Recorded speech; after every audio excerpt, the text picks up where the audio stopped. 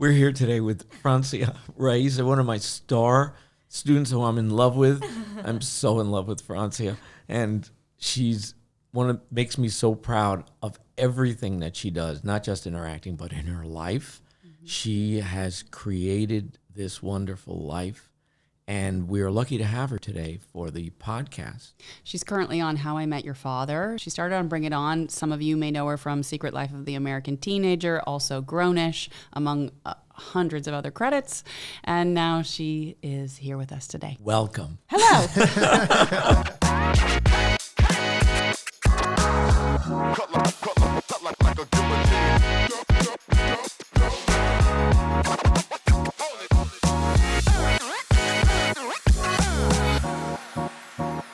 Between season 1 and 2. So season 2 is 20 episodes. Right. Season 1 was 10. Right. Yeah. So they did 30. half.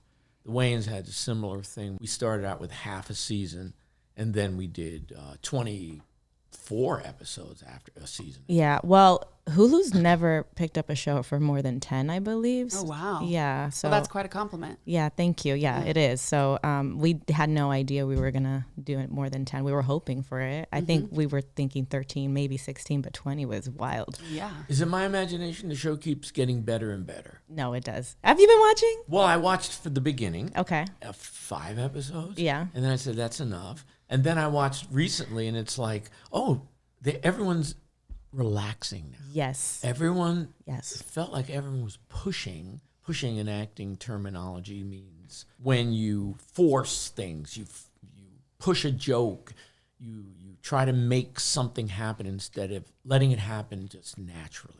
That's funny you say that. We literally were talking about that last night. My Really? castmate Tom Ainsley and I, who played Charlie, he said, and especially, this is our first time doing sitcom, all of us. We've never been done multi before. So we were all That's right. very, Because very Hillary nervous. did a lot of comedy, but she didn't do multicam. No. Different. I know she guest starred on George Lopez, so that she's had some experience, but to be the lead and a series regular, I hadn't stepped foot on a multicam. I had shadowing or visiting friends, but not like this. So we were very nervous the first season. And I mean, even prior to booking How I Met Your Father, I remember while I was on my last show, Grownish, my manager had said to me, I really want to put you on a sitcom. I said, okay, listen, I'm on a single cam right now, but I can't do comedy. So Right. not going to happen. And I think I remember even coaching with you, and you were like teaching me things. I was like, I don't get it. Yeah. And then jokes on me. Now I'm here. Now I'm on a sitcom. You have a natural affinity for comedy, meaning like your timing is excellent. Thank and you. And so I know that maybe you feel like your skills have changed and grown, but there's just different kinds of people, different actors, and your energy has always held the potential for comedy. Thank you. I guess that does come from my family because my dad did a lot of comedy on his station. He is a comedian. Yeah. El Cuco. Cucuy. Cucu is crazy. Cucuy means boogeyman. So he was the boogeyman of the was he morning. how did you say Cucuru? No, Cucuy. Oh, There's Cucuy. Yeah. Cucuy. Yes. I didn't know how to pronounce that. Yeah. So he would call himself the boogeyman of the morning. And he was very funny. Yeah. I listened, and you were... See, when you said you couldn't do comedy, that's... Yeah. It's in my blood. Well, you have a tremendous life force. You're like so excited about things, Thank you. No, Yeah, that's true. Really, you always. And then when I realize how hard it is, I cry. That's exactly. But that's funny right there. Do you know how funny that is? You walk. Yeah. What a character! Oh God, I just saw it. Wow. Right. You would come in full of confidence, energy, and then you'd stop and go, I don't know what I'm doing. I still do that. And that is called a flip in comedy. Do you know that?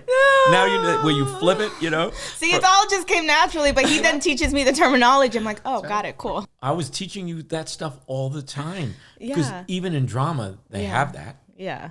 You were, but what I appreciated, it wasn't always in class. We'd be Right. at lunch on personal time, and he would say, this is called a flip. Right. This is called a Whatever. whatever it was. Right.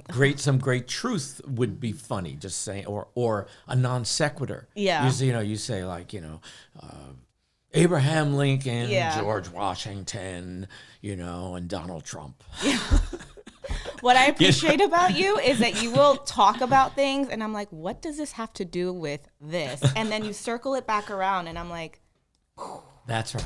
yeah, there was a specific movie I did, actually. I won't forget it. I was playing an architect, and my husband disappeared, and everyone said he died, but there was no body. Right. It was one of your big ones. Yeah, I was I was number one. One of my huge ones. Lifetime, huge.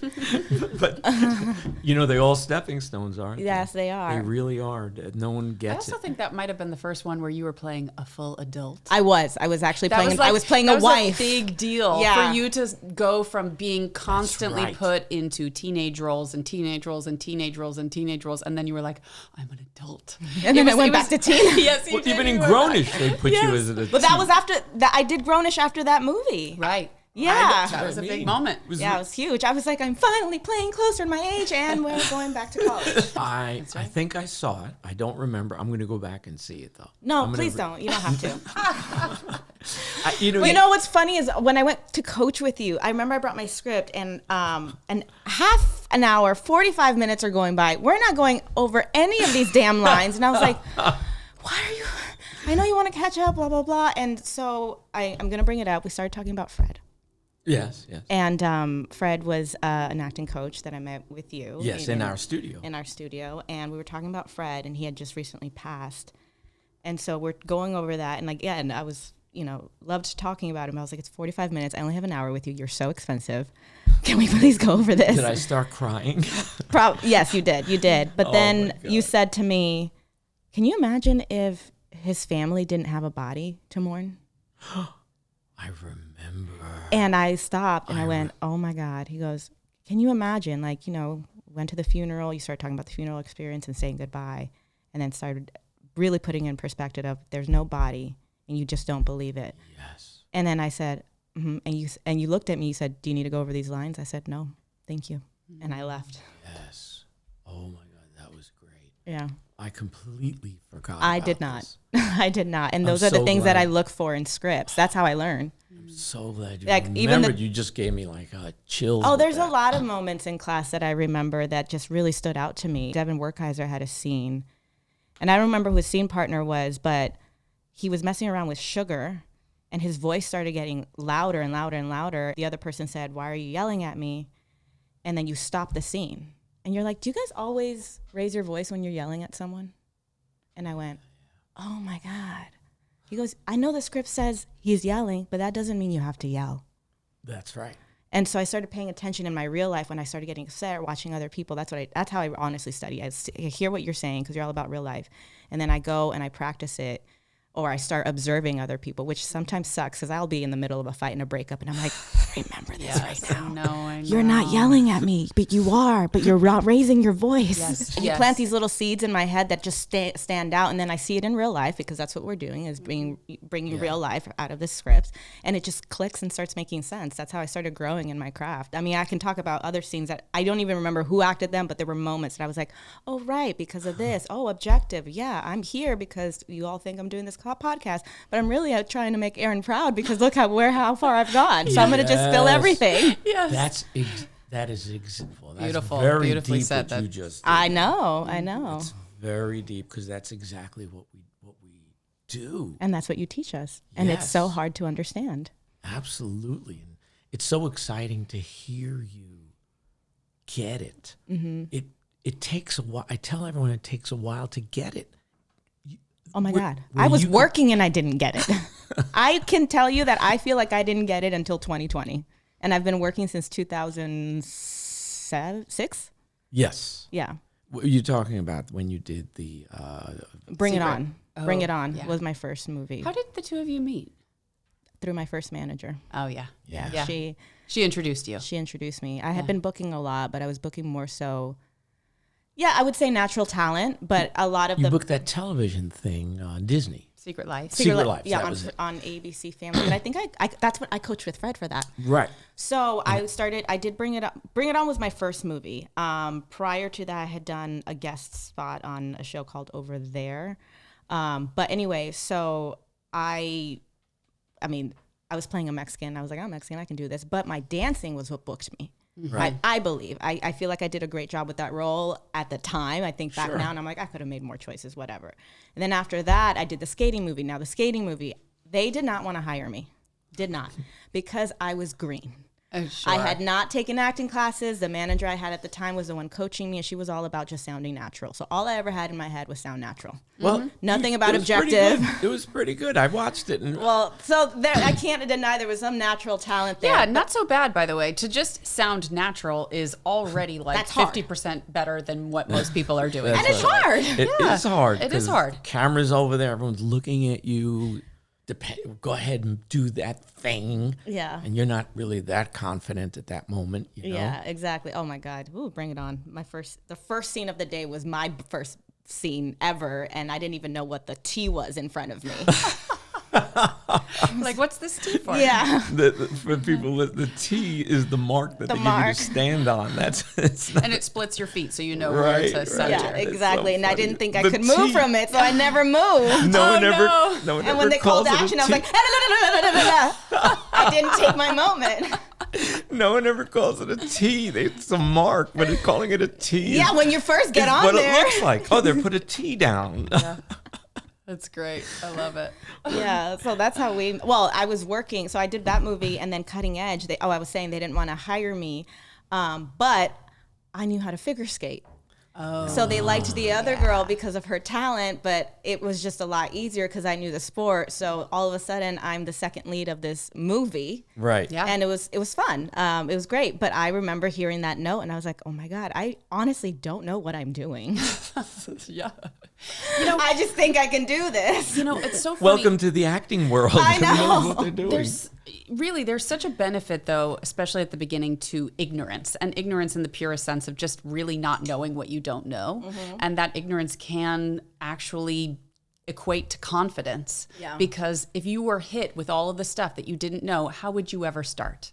True. That's true. That's true. You can't. And once you start knowing, that's when your confidence goes, whew. Yeah. Well, that's what happened. Don't you remember? Oh, yeah. That was the transition. See, for me, the transition for you into adulthood Yeah. wasn't you growing up, because you were always savvy and smart. You know, you were cool, but you didn't really know how to act. I mean, because you always got work, because you had that.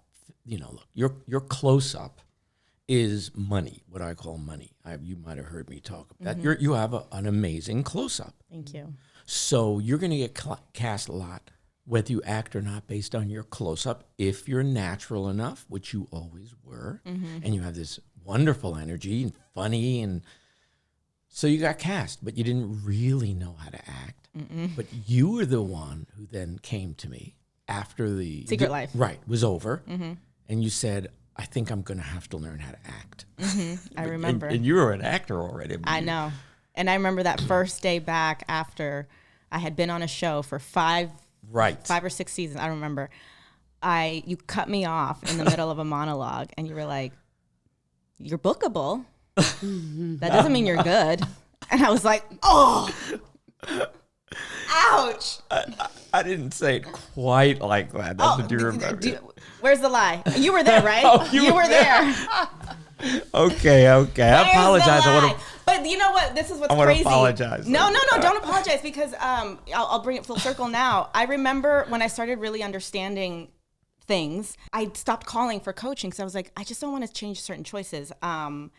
And for How I Met Your Father, I saw her so clearly. I was like, I really don't want anyone to mess with my choices here, so I'm going to do it by myself. And that was like a 3-month-long process, but we're here. And I remember I was in Antigua for my birthday, and that's when I got the call. And I called you, and I reminded you that story. I said, remember you told me I was bookable but not good? And you were like, Francia, you were always good, but you told me you wanted to be great. I was like, you asshole. No, I remember that. Yeah. I really remember that. Yeah. That was when we started getting serious. Yeah. And being great is really difficult. Being good, there's a lot of good people that are good and stay within a certain range. No, you said it. Yeah. And I was true. Yeah. And Still true. I said, well, your career's, I hate to say this, just beginning. No, you're right. I 'Cause feel that way too. Yeah, you might think it's like, no. It's also the fact that you said you're 27. You still look crazy young. Thank you. I mean, Latin is satin. you're going to be I've able. never heard that one before. Now I'm going to steal it. You're going to be able to play 20s for another 10 years. Great. And now I'm okay with that as long as it's 20s and not 19. No, 19. I'm done with that. Yeah, you always wanted to be an adult because you felt you were an adult, you know? No, yes, but also too, I think I understood so much more during the pandemic when we were all quarantined why exactly I wanted to play older. So, and you know this, we're on set, what? They say 12 hours. Come on. It's 20 hours. Let's be. Absolutely. On Grownish, I would be there 16, 17 hours. Like, it's a lot. Thankfully, sitcom, not like that. We never go past 12 hours. I love this schedule. But I was playing younger roles. When I booked Grownish, I was playing, 19? And I was 29 years old. Yeah. Right. And I was going into my 30s. And I remember the last season I filmed, I think I was 33 I was 33 and I was in the process of freezing my eggs. And I was like, how am I still playing a young girl? I'm trying to freeze my eggs because my doctor's telling me that I'm getting older and I need to start. They call it a geriatric pregnancy. At my age now. No, I know. Wait a Yes, second. this is true. Why were you? But You're so young. You can but have kids up to 40. Your ovaries don't care, Aaron. They don't? no, They don't care. they don't care. My Mine ovaries, do. my ovaries know how old I am. Yes. Yes. So that was a real concern. It wasn't even. Men don't know this. Yeah. I'm telling you, no man knows about freezing eggs and ovaries. Well, it was Unless a you're concern because I am gynecologist. getting older and I'm not having a child anytime soon. I turned 35 this year and like you said, my career is just starting. So hell no, 40 sounds great now. But, now I gave myself insurance. That's right. But That's all it No, is. I get it. It's I get it. insurance. Yeah. No, it makes sense. Men don't think about these. I had my first kid at 41. Wow. I wasn't thinking of freezing my anything. Men's soldiers last the rest of their life. We don't I have know. that. I never thought about it. It's like 40, 50. I don't know. Yeah. So imagine, I'm on set and, all Yara, Chloe, Hallie, all my castmates, they're probably the most mature women I've ever met, more mature than me, and they're 10 years younger than me. But, they were in college and, our lives were just different. But, being on set so much versus my real life when I got into COVID and I was hanging out with people my age, I was like, oh my God, I am so immature. I'm never around people my age. So I want to be in a different place in my life, but I'm growing up in my personal life, but not in my professional life. And I spend most of my time in my professional life. Of course. Yeah. So it wasn't even so much that I wanted to play older. I needed to because it affected my growth. Yeah. And so, you could. By that time, you had the skills. You really had the skills by then. You went through amazing pain and hard work to get to play older, and then you got put back to 19 again. Yeah. I mean, to say you're a woman is an understatement. I mean that in a wonderful way. I've watched you from 16? 18. I met you when I was 18. 18. 18 till now. I mean, intimately knowing you, working with you, becoming your friend, watching you become a woman, and yet always having to go back to. You would cry. When are they going to ever cast me as? And you're like, you look so young. Maybe when you're 40. I was like, Aaron. And I didn't think it was that terrible because as long as you were working, it's easy for me to say, of course, but as long as you were working, I always felt it's going to go there. Yeah, I guess I was just so creatively hungry too because I was learning all of these skills and I felt like I couldn't really use them. The worst part of, acting as a profession is if you're a painter, you can paint whenever you want. But if you're an actor, unless you're just doing your own work all the time, the only opportunities you get to act are is when somebody hires you or in class. Yeah. And that's brutal. Yeah, it is. And you really want the opportunity, and the best way to put all of the things that you've learned into practice is that day in and day out work on set, which is what you finally got when you were on Grownish. Then it was like boom, boom, boom. I remember Aaron saying after you were on Grownish, it was like you just gained this level of confidence that's what the relaxation is. You know what I mean? Like to go and do it over and over and over and over again. there's a level of deep relaxation that is not achievable without that level of work. Yeah, it's absolutely true. I mean, class is great and everything, and I learned so much that I do apply, but being on set is a whole other class. Yeah. And then, the cool thing about Grownish versus my first show is we rotated a lot of different directors every week. So I got the opportunity to work with a lot of different people on Secret Life for 5 years of my life. It was the same 2 directors. Oh, I didn't know that. Yeah. So it was like I was working, but I disappeared from the industry. I was working year round. They didn't let us do work during hiatuses, and we only saw 2 directors. So it was really like starting over. Right. And even now, like I want to transition into film, it's starting over. I'm going to have to do smaller roles.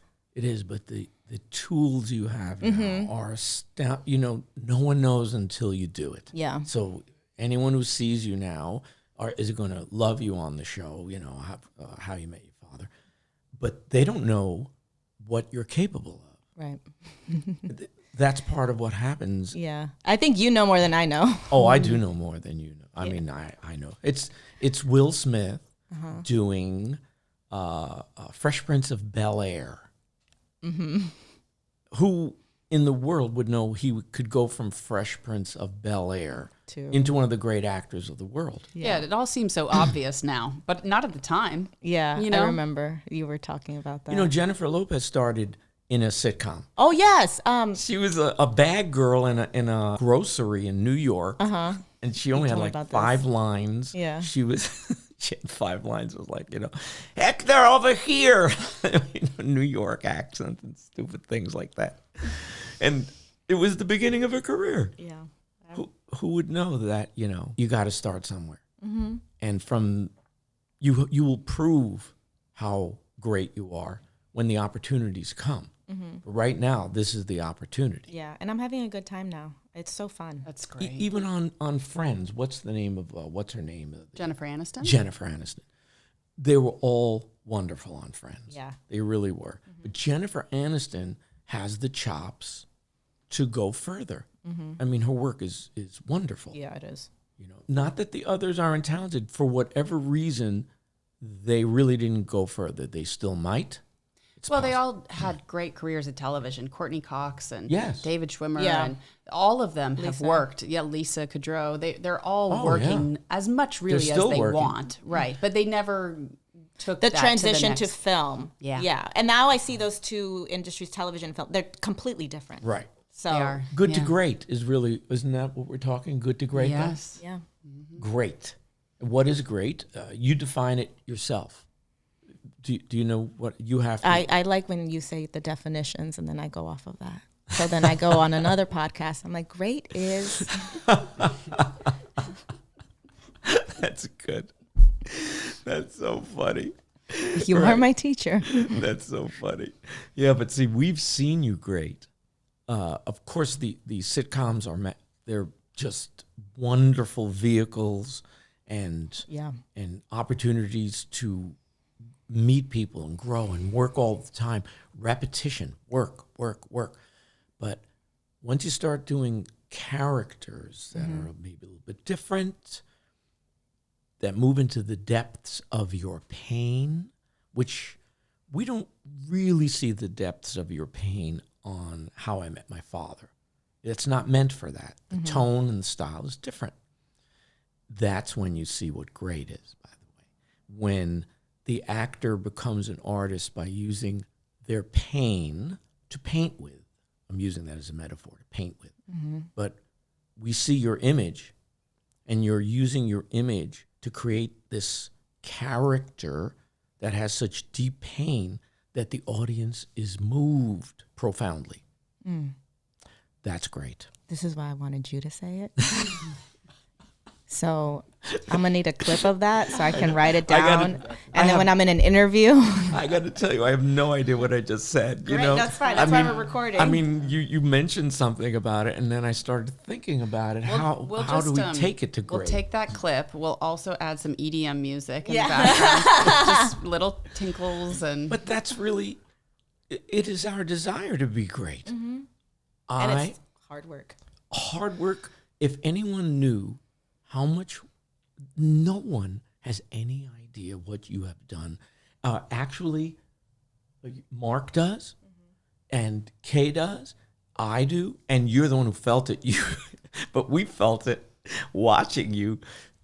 You worked so, no one understands because they just see this beautiful, charming woman who, when she decided to become great, I said, okay, we could do it.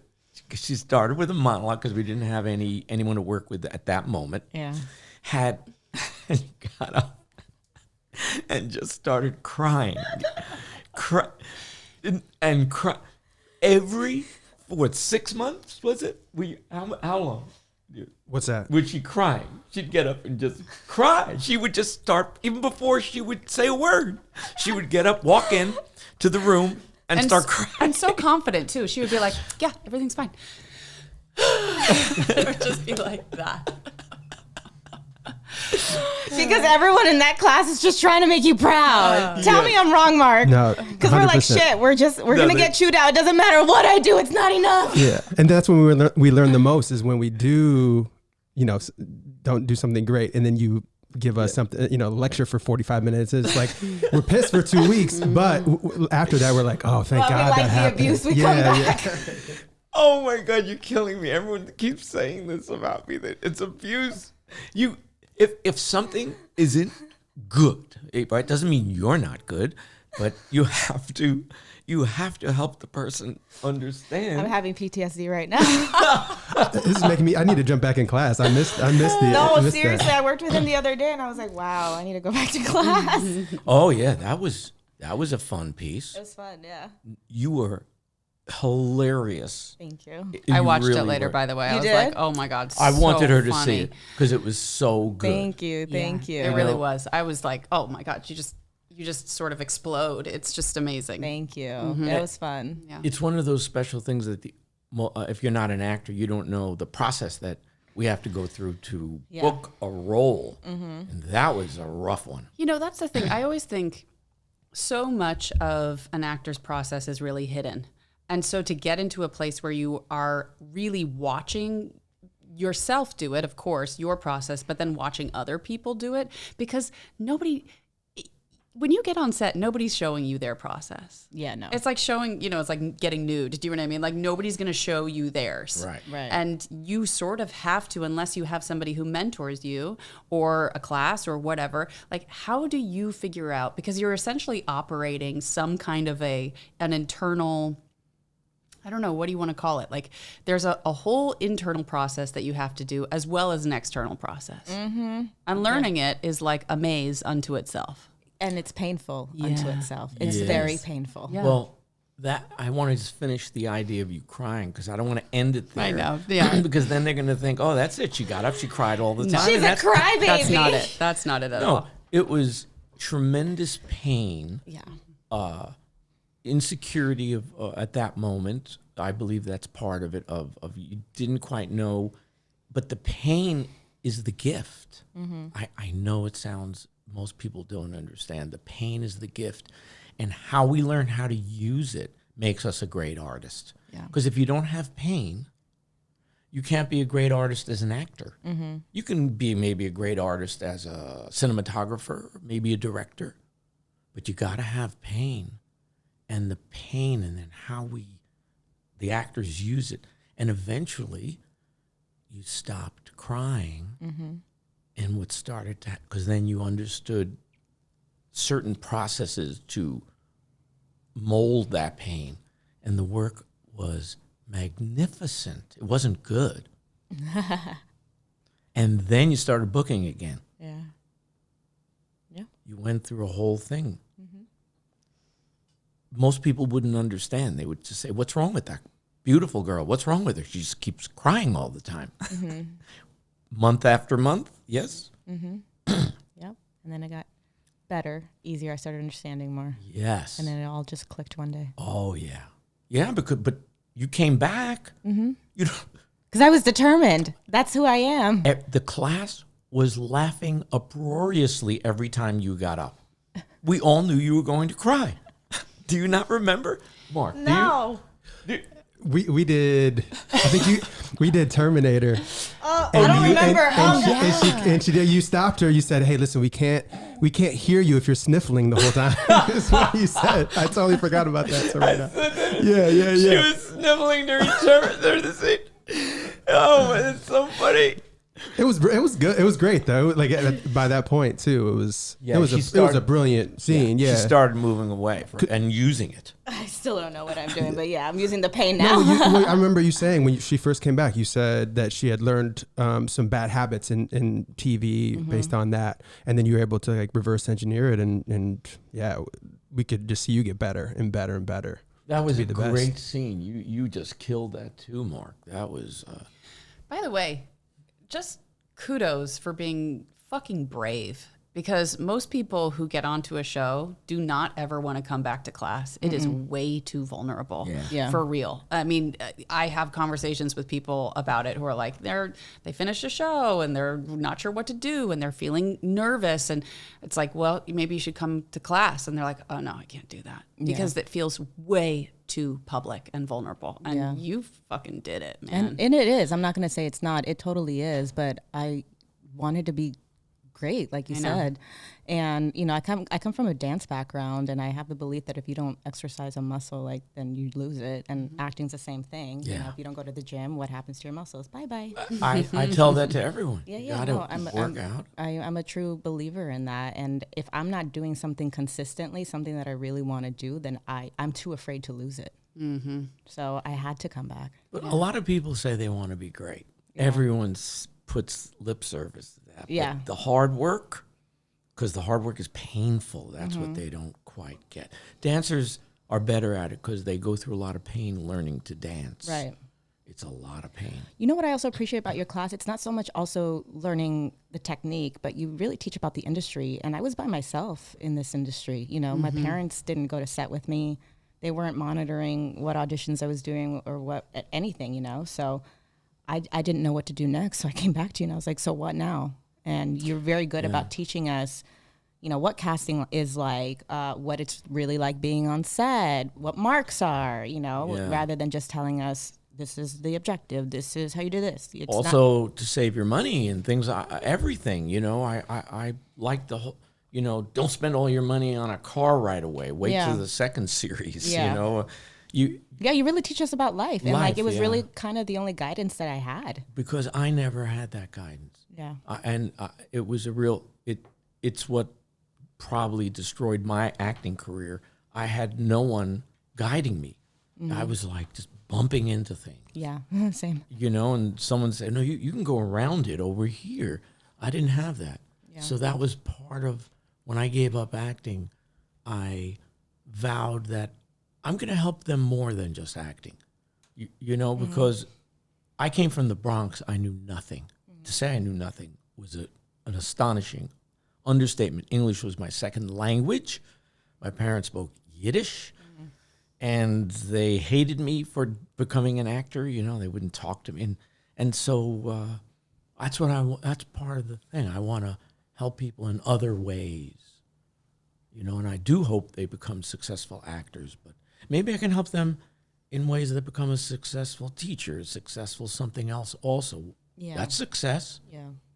Yeah, no, and it's appreciated, and it definitely helped figure out where to go and what to do next. Yes. Look, he's a producer now.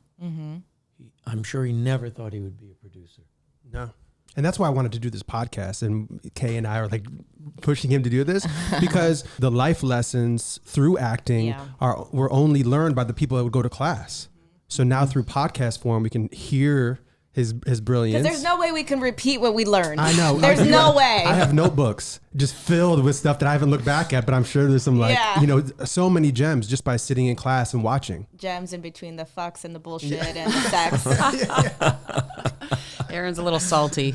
It's great though. It's amazing because life is salty. Yeah, life is salty. That's right. So that's what was when you started today. You said, I'm here for the reason of you, you know. Yeah, I mean, but everyone else can think like, oh wow, it's a podcast. Yes, but that's the surface. But you went immediately there. That was shocked me then when it was like real good. Yeah, that was me being like, look, see, I know my work. I was Again, fulfilling my objective. I was completely impressed. I have a little secret for you all because I know Aaron very well. And something that I've learned about him is that when he'll start cursing randomly or saying something that's really filthy, a lot of times what he's doing is trying to subvert his conscious mind.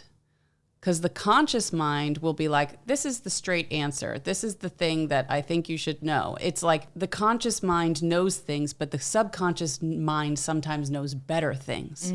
And so to release the conscious mind or the anxiety or the like just straight to the answer, he'll use obscenity or something that is taboo to take him to a place that is not conscious. It breaks through. Yeah. It does. Because I never used to. I discovered that on the weigh-ins. I was coaching them, and they're all cursing like crazy. They're just cursing, and I'm the white guy on the red. It's like, and I'm like, But I'm from the Bronx. You're I know vanilla. How to, Yeah. I White know how bread. to curse like that. And so we were trying to figure out a scene where we're having a problem, and I just start fucking cursing and going crazy, and and it came to me. And I had the answer, and I said, I know what to do. This is what we do, And it was great. It worked great. They're still like, what the fuck happened? You just went crazy, I said, I just stopped thinking, and it came. And it's brilliant. Yes, and that's what that It's like is. it short circuits. Do you know what I mean? Like it That's what takes in class, him that's why I away do from it. the, and I know too now because I'm teaching more and more like scene study where it's like, oh, I could just say the thing, but it's not going to maybe help them. It's just going to give them the technical answer, which isn't going to necessarily go deeper into them. Yeah. The bigger lesson. And so, we all learn whatever works, but I know that from him because I've watched him do it. Well, you mentioned circling back, Yeah. right?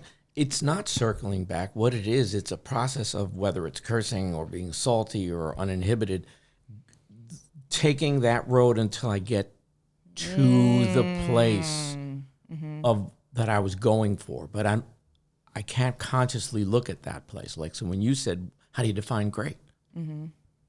I didn't have any definition, zero. But eventually we were talking and it went there. That's when he looks to the side and down, huh? Yeah. Yep, I know what you're talking about. Yeah. Right. I'm lost, and I allow being lost. Yeah, That's hard. yeah, it is. Because you might look stupid. I might, and you might pause and what's going on with them, They're lost. It's okay to be lost. Admitting that you're lost is the first way to actually find yourself. That you don't know everything, and that maybe your subconscious mind will figure it out. Have you ever gone to sleep with a problem and then you wake up with the answer? Doesn't most of the time happen to me, but it has happened. It has happened. It happens to me. I'll, if I'm working on a particular project, I'm writing something, and then I'll go for a bike ride, and I won't think about anything. And then in the middle of the bike ride, it's there, not by my conscious mind thinking of it, but my subconscious has been working on it for the last 3 hours. Yeah. You I were do that talking with about my a scene. lines. Yeah, Yes. your lines, your Yes. scenes. I make sure to read it right before I sleep, and then all of a sudden when I wake up, I just know them. Yeah. And people will say oh, well, you have to memorize your lines. And I'm like, I maybe don't. you don't. No, you learn them. Yes. Yes, we that's what we teach. Don't memorize your lines. Oh yeah, I'm coding him. You saw that? That was good. That was Yeah, good. you learn them. Yeah, that's right. You know what's crazy? We had our first live audience show yesterday. Oh, how did that go? It was wonderful. I did not study. I did not study my lines because I already knew them. By this time, you're the character, Yeah, but it wasn't even that. We had only one rehearsal day, and then usually with sitcom, I'll just say Monday, Tuesdays we rehearse, Wednesday, Thursday, Friday we film. But because we did the live audience, we actually shot a lot of it before, and so we filmed Tuesday, Wednesday, Thursday. A lot of line changes happens on the spot, and then that night I was just exhausted, and I said, I don't want to over rehearse because then I'll mess up. I already know this. I can't do that to myself. So I went to sleep, I got up, and I didn't even go over them until they made us do a speed read right before the show. And it was great because same thing. I looked at him before I fell asleep, woke up, and I said, I know her. I know this. Yeah. We got this. Did you do 2 shows on the shooting day or 1? One.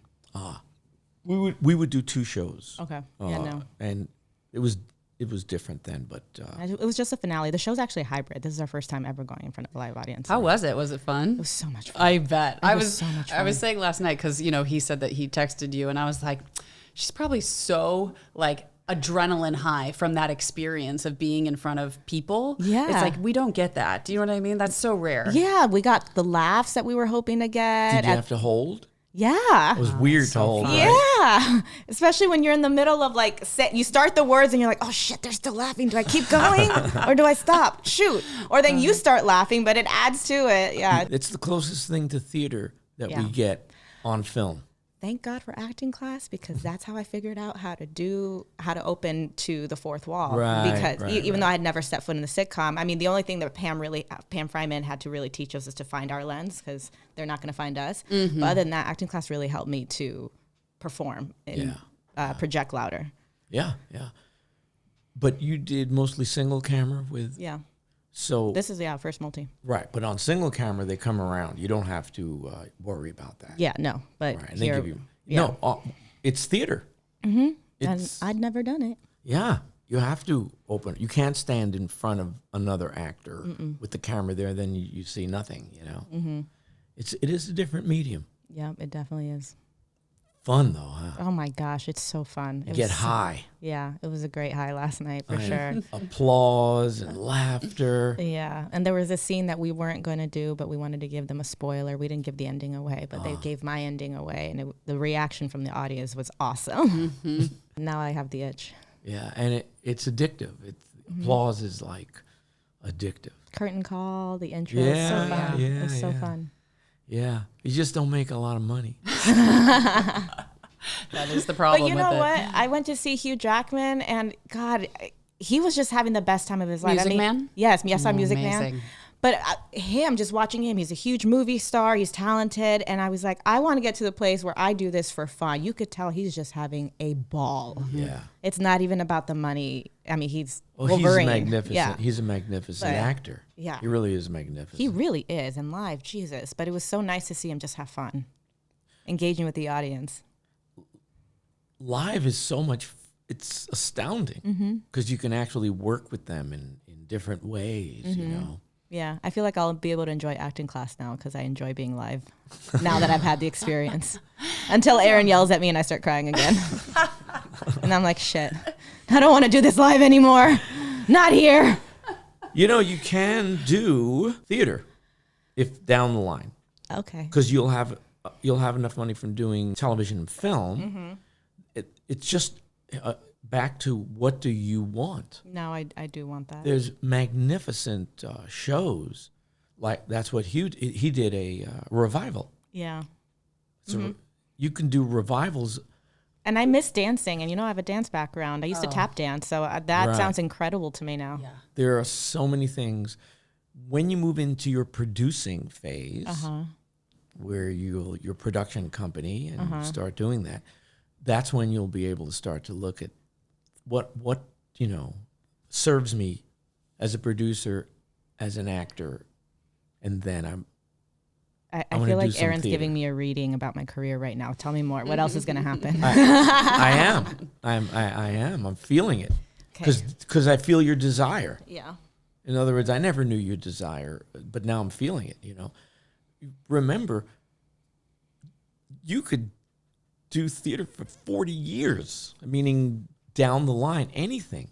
There's so many great musicals, so many great things that you could do. I was just meeting yesterday with a guy who's a commercial director, and one of the conversations that we had, because we're thinking about bringing him into the studio to discuss the casting process, and what he said, and I was like, this is the number one thing that I think really, as people are getting started, and I think it's the transition that you made as you came from being on, Secret Life and all of that, is really becoming a co-collaborator rather than somebody who's there to like, am I good?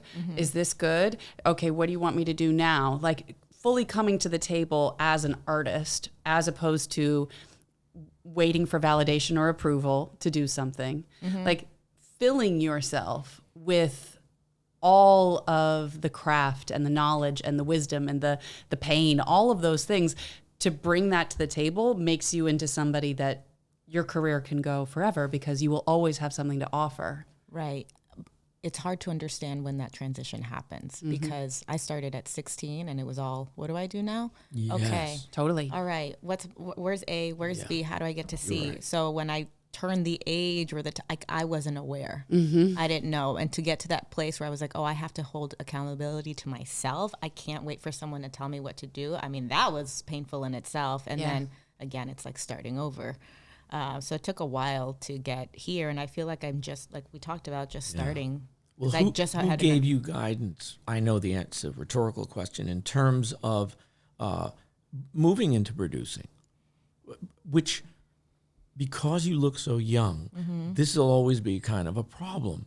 And you're the only one who might be able to fix it because the industry doesn't really they just want to make money, you know, and you may have to say, well, no, I want to do this because I can do this. And then you prove it to them by producing a project. I mean, people have told me this for years and years and years. But I think now there's just material that I feel is important that's just not out there, which is why now I'm trying to move into that role. And then also my personal story, I have a few stories to tell, you know it. Yes. And I just feel like for a lot of young women out there, especially first-generation Latin Americans like myself, it's important to start talking about them. And no one else can tell my story better than I can. Every ethnic, whether it's Indian, whether it's Chinese, Taiwanese, Vietnam. Just being first generation, anything, growing up here, it is wild. And there are so many stories that need, because it's just starting now. It's all opening up because of acceptance of other voices and other stories. But you have great stories. Yeah. And when you are ready, which could be 10 years, Right.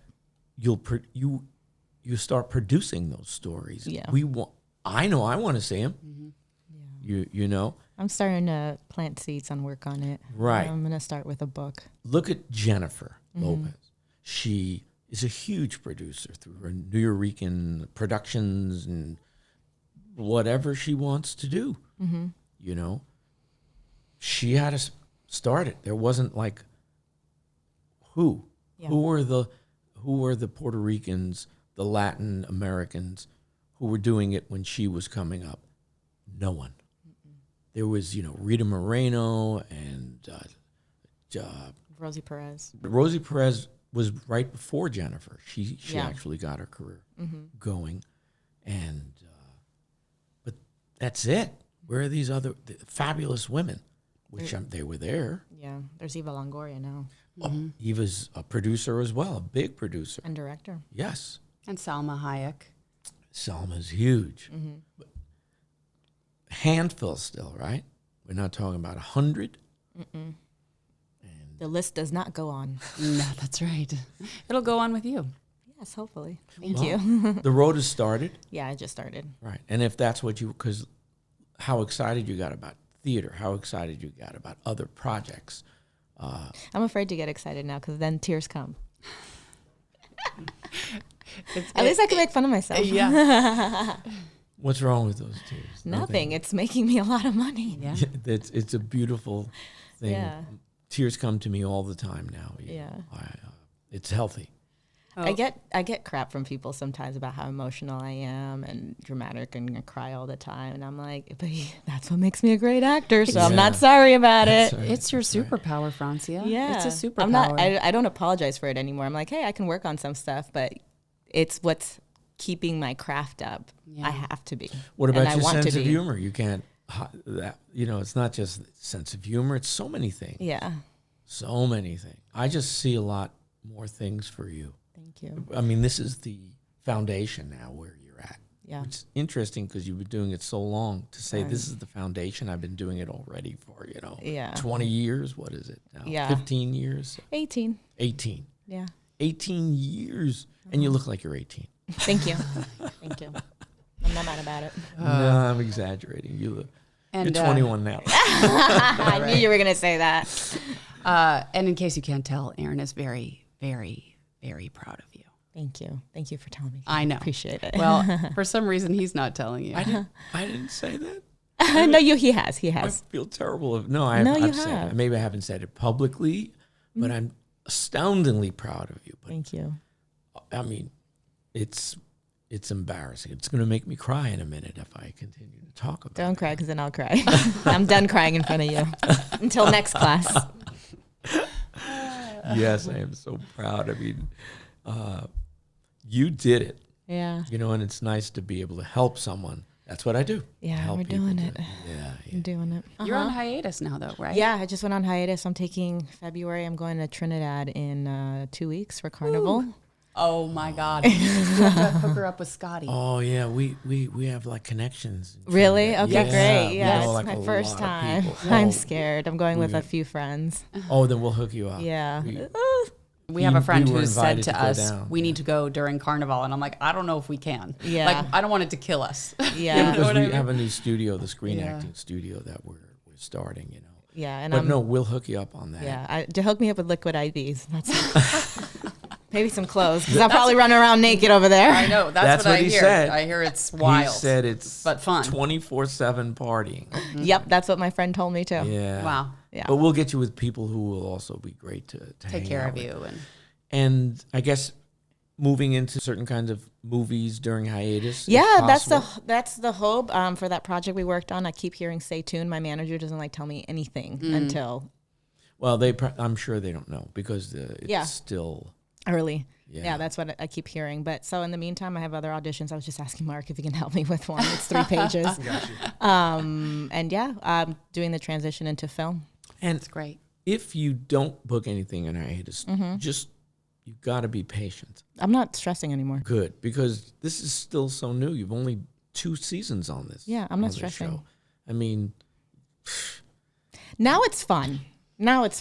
right. Now I'm more confident. So, and I truly understand, because we didn't even talk about How I Met Your Father, but I didn't book it at first. It took 3 months for me to get this project. They tested 7 other girls after me. But I was so sure. I was like, there is absolutely no way anyone else can play this part the way that I'm playing it. Absolutely no way. I was so confident. So, when I was on my trip, they had told me I had booked another movie. I had gotten a straight offer to be number 1 in another film that was shooting in Canada. And right before I left for Antigua, I was like, guys, am I packing 1 or 2 suitcases? Am I coming back to LA to do How I Met Your Father, or am I going to Canada? And How I Met said, if it was going to happen, it was going to happen. We don't want her to lose another job. Take the movie. It's not happening. Wow, I didn't know that. Wow. And then I got the call a few days in, and I was like, okay, I truly understand, and I'm a believer now. What's meant for you will be for you. Yeah. There's absolutely no way. Like, if I don't get something, I don't get it because it wasn't meant for me. But now I'm confident in it. So I just let it go. I love that I have a good tape. I love that you get excited now. Even before that, whatever audition we did, I remember I showed up and you were like, you know what this is, right? And I said, yeah, it's Aaron Brockovich. And you went, wow, I didn't even think about that. And I went, what? I said something you didn't think about? You know that moment. How cool does that feel? Yeah, that's the best. I was like, I already won. This is me booking it. Yeah. I love getting beat up. Everyone's been beating me up on this. I love it. No, I really love it. It's like they all tell me like things about me, that are like, that's not my self-image. Oh my God, I have another one. When I was, right before I shot the pilot, I coached with you. And there was a lot, you were going over it with me and you're, coaching me and whatever. And then there's a part that came up and I made you laugh. And you went, oh, I didn't know you were going to do that. That actually made me laugh. I don't laugh. I went, well, I hope so, because I'm about to go do this scene for real. But it was a moment where I was like, wow, I did good. You're getting it. You're getting it. You're just brilliant. You're so funny. Yeah, so I'm not stressing. No, you are capable of doing whatever you want right now. You Thank don't you. even. I don't know. I see it so. And my manager's very, very confident. He's like, Yeah. I'm not worried. Okay, if they're not worried, I'm not worried. No, you shouldn't be worried. Yeah. It's really, at some point it becomes, what do I want to do? Yeah, and that's where I'm at right now, actually. I mean, if I wanted to go do another show or guest star, I'm sure I have the ability to do that, but that's not where I'm at now. Now Yeah. I'm being picky and picky is not the right word, but I'm just being more serious about what direction I want to go in my career versus just booking something. Well, that's where Wolverine, he did Wolverine. He made all that money, you know, in those movies, and he did many movies. And then he wanted to go. Who would have ever thought he wants to go to Broadway? Yeah. Now there's intention. There you go. Yeah. Now I was there's going to intention. say pickiness is saying like, oh, well, that's not good enough for me. It's not a Yeah, question that's of it not- being it's- good enough. yeah. It's a question of what's actually going to bring you joy or what's going to bring you creative satisfaction. Exactly. I don't care if it's $100 different a day. questions. If creatively I'm being fulfilled, then I will do it. Yeah. But it's the intention is what's going to feed me now creatively. That's what I mean. Yeah. You are at that place where you can be a creator if you want. Yeah. You know, in addition to just being an actor, you can move. It's a very special place to be. It took you 15 years to get there. 18. 18, right? See, her timing. Sure, it's just amazing. Oh, and I met you when I was 18. Wow, isn't that serendipitous? Oh, that's great. Not saying it'll take everyone 18 years, but everyone's journey is different. No. Everyone's journey. Some people come right out of the bat, you know, and become a star. And some it takes 20 years, 25 Yeah, years. some people soldier on in complete anonymity and Well, then book. Look at Breaking Bad, the guy who I adore. Bryan Cranston. Bryan Cranston. Yeah. He did a sitcom. He was invisible on that sitcom Yeah, as Malcolm the in the dad, Middle. right? The dad, and then finally, in his 40s, Breaking Bad. and he and he's one of the great actors in the world. Mm-hmm. Who would ever know that guy on Malcolm in the Middle would become a creator and with Breaking Bad and all the things he's doing now? Yeah. That's where the industry is going right now. Yep. Yeah, it's I believe wonderful. I do too. Well, we're just lucky to have you, and thanks for coming. And Thanks it's for having just me. Oh, great. it's so special to reminisce and have you remind me of these crazy things. Well, you were reminding me too, okay? No, it's good. It's good. It's good. Also, I really like when people come in and bust his balls, so it's really great. I love it. Anytime. I got you, girl.